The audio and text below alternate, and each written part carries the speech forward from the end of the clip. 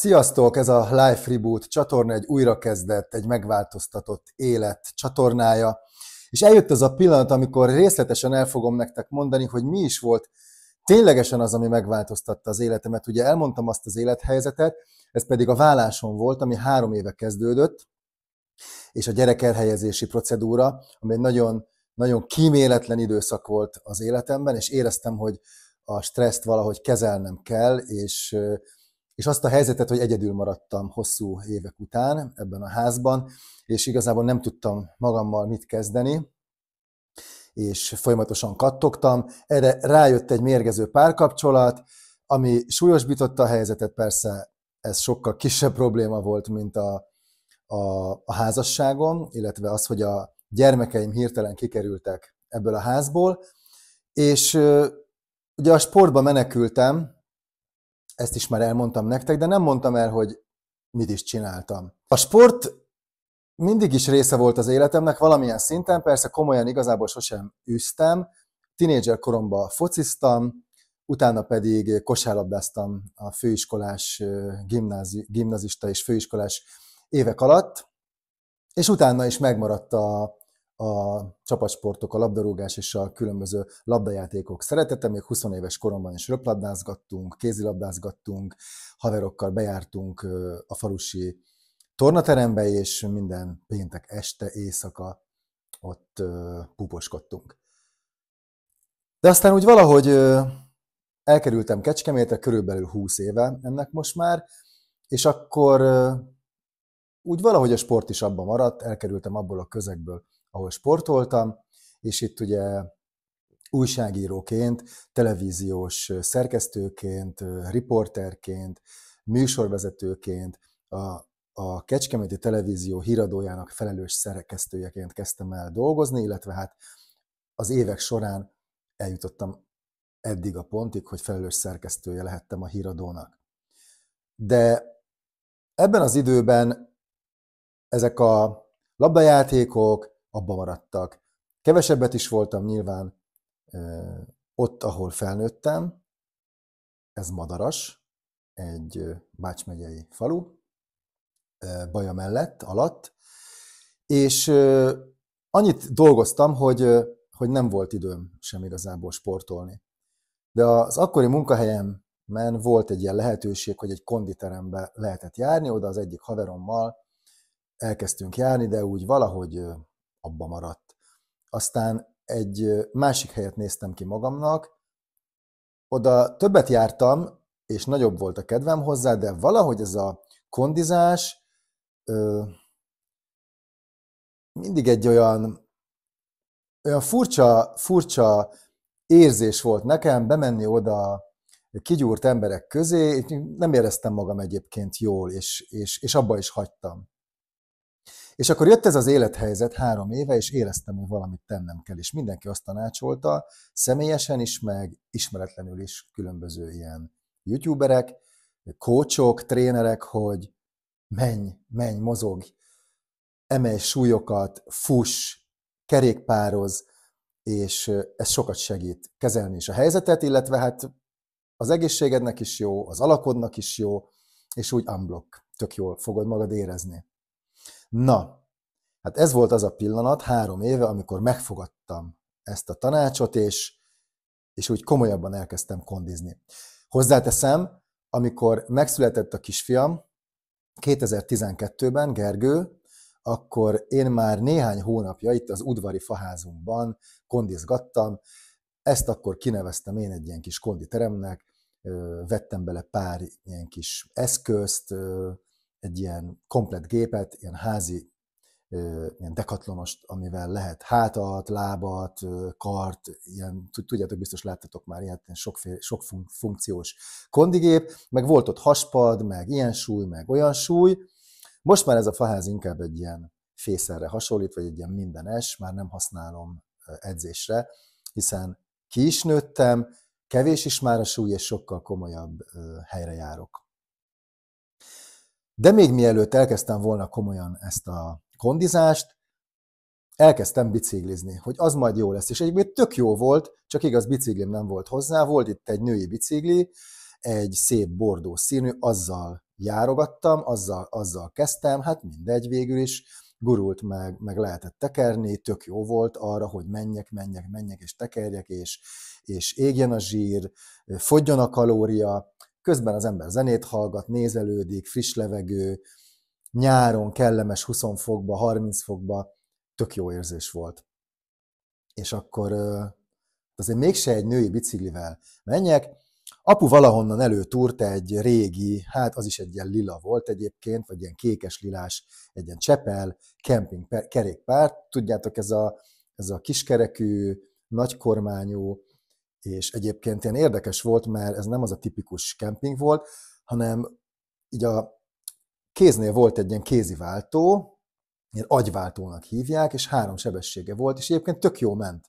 Ami kellett ismeri, hogy itt van egy ilyen emelkedő a felüljáró fölött, és ott tök jó jött, hogy lehetett kicsit könnyíteni a tekerésen. Hát ez vicces volt egyébként ez a bicikli, mert eleve, ahogy kinéztem rajta, ilyen retro feeling volt, de azért is egyébként meg praktikus volt, mert szombatonként kocsiba betettem, összehajtottam, össze lehetett csukni, betettem a csomagtartóba, bementem a városba, szórakoztam, haverokkal iszogattunk, és ott a kocsit ott hagytam a parkolóba, és a bicajjal tekertem haza. Aztán másnap meg bementem bicajjal, elhoztam a kocsit be a csomagtartóba, és ez egy ilyen jó kis szombatesti éjszakai móka volt sokáig. Aztán születésnapomra, már nem emlékszem pontosan mikor, talán 2022. május 21-én kaptam szüleimtől egy nagyon jó kis túrabiciklit, tényleg, és ezt használom ma is, de nagyon köszönöm így is nekik. És ez aztán beindította a biciklizést, mert ezzel már órákig lehetett úgy, hogy nem görcsöl semmim, meg nem zsibbad el a csuklóm, meg a karom, meg a lábam, meg semmim, a fenekem se, mert hogy nagyon jó kis kerékpár, és képzeljétek el, volt, hogy 3 óra hosszat tekertem a városba. Egyrészt élveztem, másrészt ugye menekültem a helyzet elől, sokszor itthonról is, mert hazajöttem, és akkor azt éreztem, hogy mennem kell megint, és akkor mentem. És akkor ez párosult később a gyaloglással, volt, hogy éjszaka is nekiindultam, és elmentem az Oceanig. Ez egy ilyen jó kis, egy ilyen 40 perc, fél óra 40 perc oda, fél óra 40 perc vissza, és még olyan is volt, hogy ilyen 1-2 órás túrákra elindultam, úgy, hogy plusz még bicikliztem is, és még a konditeremben is voltam, tehát, hogy amikor ezt elkezdtem, és hogy tényleg ilyen menekülés, meg így belevágok egy új életbe, hát bizony volt, hogy 4-5 óra sport is volt, úgy elszórva délután, este, éjjel, amikor éppen ráértem. Ugye a gyerekek nem voltak akkoriban velem, mint mondtam az egyik korábbi videóban, fél évig én nem lehettem a gyerekekkel, és azt is elmondtam, hogy ezt nem hatóság, nem bíróság, nem rendőrség döntött el, más, és volt időm, és ebben menekültem. Úgyhogy nagyon sokat sportoltam, most is. Mostanában már kevesebbet biciklizek, de főleg ilyen esős időben azért nem. De arra figyelek, hogy egy héten azért néhány óra legyen. De ilyenkor például a konditeremben, amikor esik az eső, akkor lehet futópadozni, vagy ott vannak ilyen különböző kardió eszközök. Egyébként a Next 2 Fitnessbe járok ide az Ocean mellé, nagyon szuper hely, tényleg második otthonomra találtam benne, nagyon jó a csapat is, nagyon jó a közeg is, már vannak haverok, mindenkit ismerek, mindenki ismer, úgyhogy már nem úgy megyek be, hogy ja Istenem, egy kis kezdő, és akkor félénken meghúzom magam ott a hátsó sarokba, senki ne lássa, hogy milyen béna vagyok, és milyen kezdősúlyokkal gyakorlok, úgyhogy már szerencsére ezen túl vagyok. Úgyhogy szerintem látszik is már rajtam, kívülről mindenképpen, hogy tényleg megváltozott az életem, és én hiszem azt, hogy belülről is megváltoztatott ez a kemény 3 év, és az a stresszkezelés, meg az a mértékű sport, amit űzök. Úgyhogy ez van, mostanában reggel is, és van, hogy este is azért elugrok ilyen esős időbe a kardiót, ott tudom le, mert nem futok nyilván, ha szakad az eső, ilyen csöpörgő esőben még csak-csak, de szakadó esőben azért nem olyan kellemes, főleg 8-10 fokba, és akkor így Nincs személyi edzőm, YouTube-ról láttam, olvastam, ott látom, hogy hogy csinálják. Különböző edzéstervekkel kezdtem, lábnap, karnap, mellnap, válnap, stb. Próbálgattam így, próbálgattam úgy, magamnak összeállítottam, semmi nagy tudományosság nincs benne, és valószínűleg nagyon sok a hibám is, és, és nincs, aki ugye figyeljen rám külső szemmel, hogy aszimmetrikusan csinálom, vagy kicsikét emeljem meg a jobb kezemet, balra egy kicsit biccentsek, mert ferdén áll a gerincem, tehát hogy nem ilyen szinten üzöm, de azért azt gondolom, hogy még így is több, mint a semmi, és nagyon sokat segített. Hát mondok egy számot, majdnem 40 kilótól szabadultam meg 3 év alatt, 3-4 év alatt, mert azért a sport előtt is már egy kicsit elkezdődött ez a tudatos, kicsiket jobban figyeltem a mozgásra, meg az étkezésre, de nem mozogtam ennyit, mint most, de azért így beindult már akkor is néhány kilóval a fogyás, és hát természetesen a vállás az, ami aztán beindította rendesen nálam ezt a folyamatot. Úgyhogy egy héten 4-5-ször, van, hogy még hétvégén is megyek, pláne, hogyha gyerekek nincsenek velem, akkor mindenképpen kihasználom a szombatot és a vasárnapot is. Úgyhogy nektek is tudom ajánlani, hogy nagyon jó stresszkezelés, nagyon jó unaloműzés, és tényleg kívül-belül átformálja az embert. Úgyhogy ha kedvet kaptatok, akkor én azt ajánlom, hogy tényleg tegyétek félre azt, hogy ha esetleg kezdők vagytok, és zavart titeket, hogy úgymond tesztoszteron szakba bemenni egy edzőterembe, ezt tegyétek félre. Igen, lesz néhány alkalom, az első pár, amikor ezt érzitek, hogy ti mit kerestek itt, nagyon kezdők vagytok, kinevetnek, de ez nem így van, senki nem nevet ki senkit. Vannak soványok, vannak ducik, vannak idősek, vannak fiatalok, nők és férfiak vegyesen, mindenféle ember megfordul, és senki nem nézi ki a másikat, legalábbis ebben a teremben biztosan nem. Én azt gondolom, hogy a ti közeletekben is van egy ilyen terem, akkor ott se lesz negatív tapasztalatotok, jaj, de nehéz szó, ugye, mint az útelágazódás.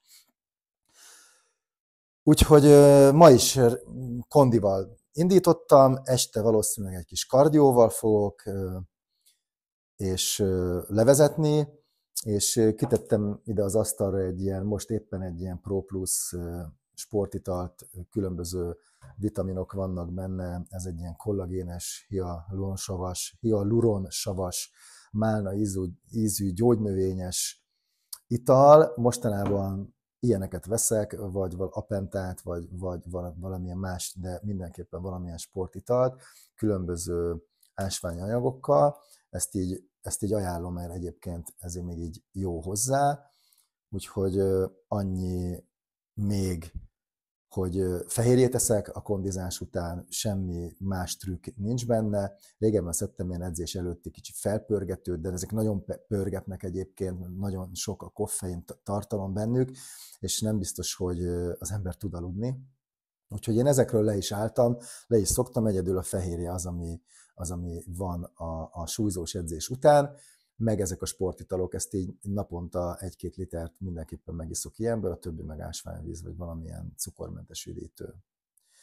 Úgyhogy nektek is ajánlom a változást, a mozgást, a sportot, kezdjétek el, sosem késő változni, tudjátok, ezt mindig el fogom mondani, és hogy nem maradjatok le az ilyen videókról, kattintsatok rám, kövessetek be, csatlakozzatok, subscribe gomb, angolul már jobban megy, mint magyarul, nem is tudom hirtelen, hogy magyarul hogy van, úgyhogy nézzétek, és akkor nem fogtok lemaradni. Sziasztok!